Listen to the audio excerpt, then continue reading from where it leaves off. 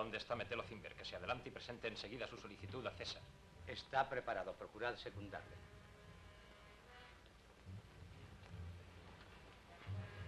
Casca, levantarás la mano el primero.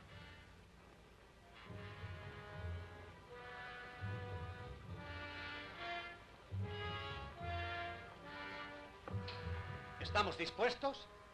¿Qué abusos existen que César y su Senado deben corregir? Muy alto, muy grande y muy poderoso, César. Metelo Cimber depone a tus plantas un humilde corazón. Debo advertirte, Cimber, que esas rastreras genuflexiones pueden conmover a un hombre ordinario y transformar las sentencias y decretos en un juego de niños.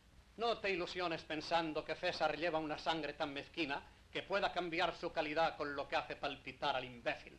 Es decir, con dulces palabras, humillantes reverencias y bajas adulaciones serviles.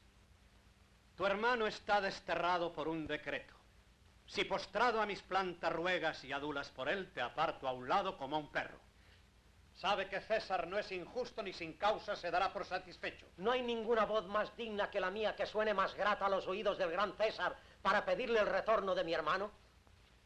Beso tu mano, César, pero sin adulación, suplicándote que otorgues a Publio Cimber un regreso inmediato. ¿Cómo? Bruto. Perdón, César, César, perdón. También Casio se postra a tus plantas implorando la libertad de Publio Cimber.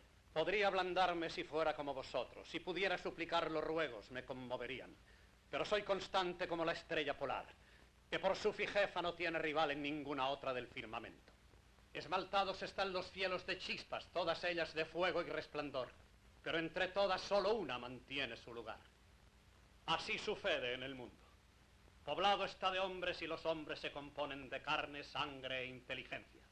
Y sin embargo solo conozco uno entre todos que permanezca en su puesto, inconmovible a la presión. Y que ese soy yo, lo probaré de esta manera. Firme he sido en desterrar a Cimber, y firme soy y seré en mantenerlo así. ¡Oh, César! ¿Pretendes elevar el Olimpo? ¡Gran César! ¿No está Bruto arrodillado en vano? ¡Hablad, manos, por mí!